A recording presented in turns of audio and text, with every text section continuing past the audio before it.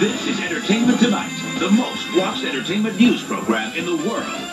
Here are all the latest Star Wars stories for this full-force Mother's Day weekend edition of Entertainment Tonight. Hi, everybody. I'm Julie Moran. And I'm Bob Goen, and yeah, it is the mother of all movies, Star Wars, Episode 1, The Phantom Menace. And E.T.'s Leonard Maltin is one of the lucky few who have seen it. That's right, Bob. I've just come out of the first screening of the most anticipated movie, not only of this year, but maybe of any year. It's been more than 15 years since the last Star Wars movie, but I can tell you, it was worth the wait. Fantastic. Just fantastic. Non-stop, non-stop. There's a lot more action in it than on all the others, and that's why I like it more. 22 years after its launch, Star Wars returns to its outer space origin. Young Anakin Skywalker, who will become Darth Vader, must save the planet Naboo. Guiding him are two Jedi Knights, including Obi-Wan Kenobi, played by Ewan McGregor. Liftoff is still a week and a half away, but special audiences in Los Angeles and New York were treated to a sneak preview that sent them into orbit. I got an invite. Fantastic. Good special effects, good story. Lives up to the originals. They're going to love it. They're going to go nuts. It was amazing. A lot of action, a lot of noise. It was cool. The screenings were for film industry folks and their families, but one ticket went to LA Laker Shaquille O'Neal, who says the film's success is a slam dunk. What'd you think of it? I think it was an excellent movie. I think Mr. Lucas did a fabulous job. Special effects were wonderful, and the storyline was wonderful, and we'll probably come back and watch it a couple more times. The rest of Hollywood is counting down, eager for another visit to that galaxy far, far away. All the movies kicked ass. I mean, I just can't wait to see the other one. Of course, my children would love to see it, and of course I'll go and see it. We'll definitely go. Nice. We're not going to be waiting in line a few weeks before, but I remember when I saw the first one, and it was fun, and it was funny, and it was deep sometimes, and it was gorgeous. I was totally blown away when I saw the first Star Wars, and it's movies like that that made me want to get into the business. I'm a big fan of Star Wars, sure. I've seen all of them, and I'll see this one too. I think it's going to be the hugest thing. The hugest thing. I mean, everyone in the world can go see it. With Episode 1 safely back under lock and key, the stars will just have to wait. But these folks have already felt the Force. Go see it as quick as you can. Well, I don't think anybody's going to walk away disappointed from this movie. It is spectacular. I had a great time watching it, and I'm sure everyone else will too. Back to you, Bob.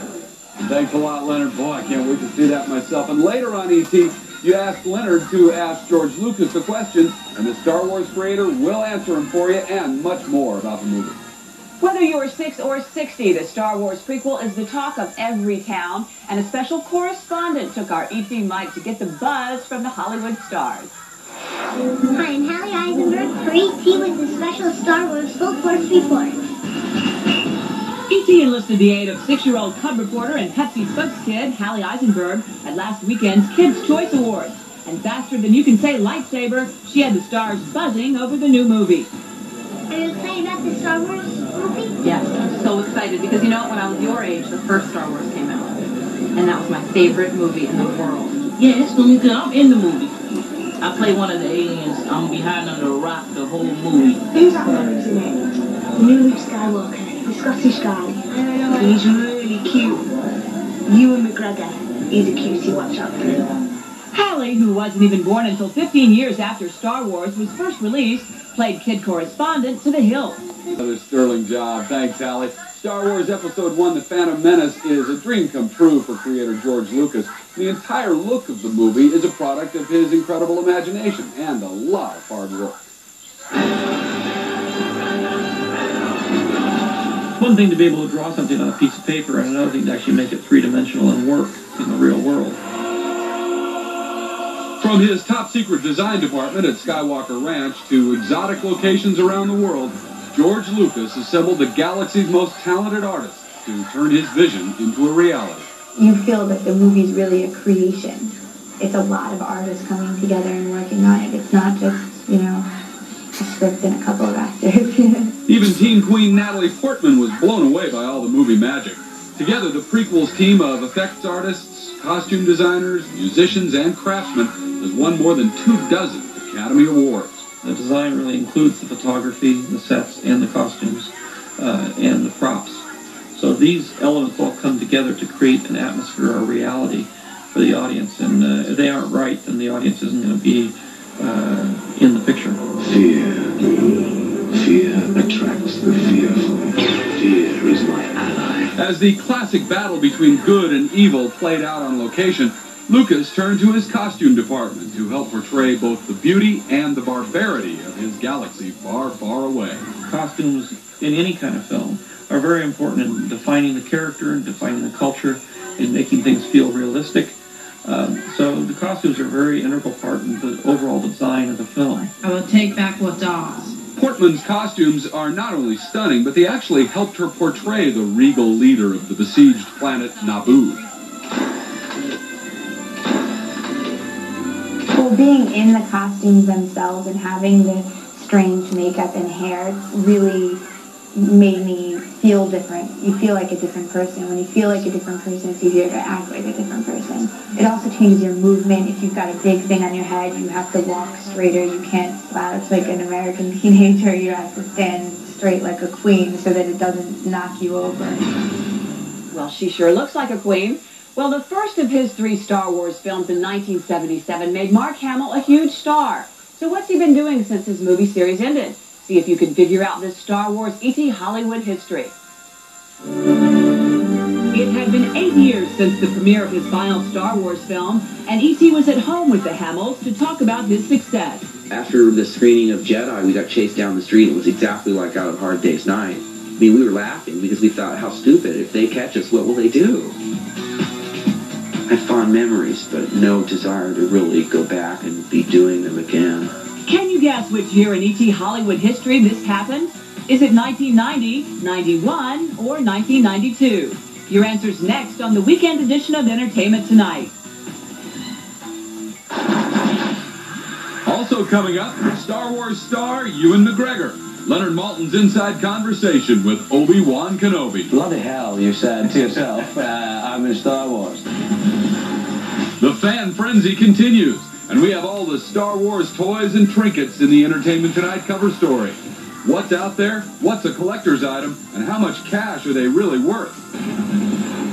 More Phantom Menace behind the scenes. Meet the new computer-generated comic character as he gets into his costume. That's next.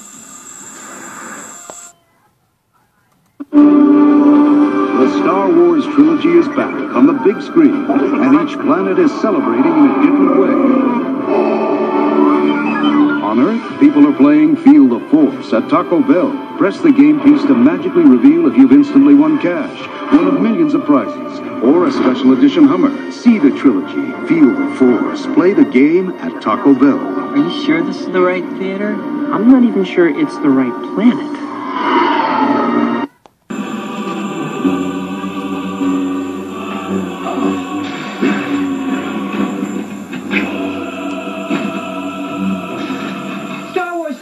Waiting a decade and a half for Episode 1, The Phantom Menace, and every day closer to its debut makes them crazier and crazier.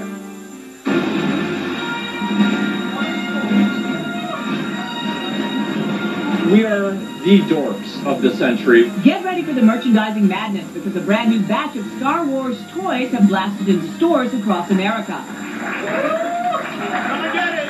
The crowd went wild at FAO Sports to be the first to get their hands on the stuff. And here's a glimpse of what every kid will be clamoring for. Oh yeah, Darth Maul.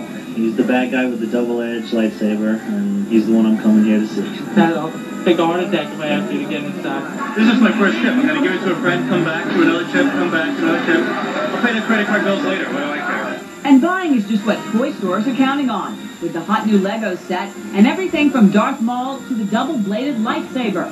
Analysts predict spin-off sales could exceed $1 billion.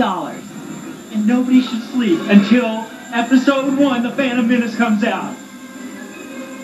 The mania spread to Denver as a convention of worshipers decked out as their sci-fi favorites. Harrison Ford, eat your heart out. That's kind of thing. I'm from Minnesota. You got heroes, you got princesses, you got evil dudes. I glued all those ones on his head. They're really pointing at me. I saw it at least 20 times at the theater when it first came out, and I can remember going back home and building lightsabers out of golf tubes and early, you know. The Force hit the Big Apple as well, as New Yorkers hunkered down and began the long wait for tickets. Some of my friends do think it's a little over the top. They understand I'm a Star Wars freak, and this is something I have to do. Only 1.5 more weeks of waiting.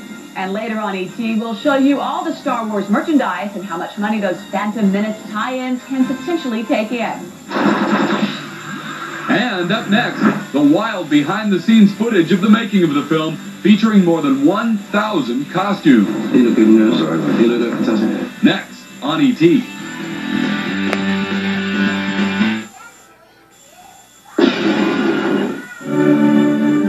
It had been 8 years since the premiere of his final Star Wars film, and E.T. was at home with the Hamills to talk about his success.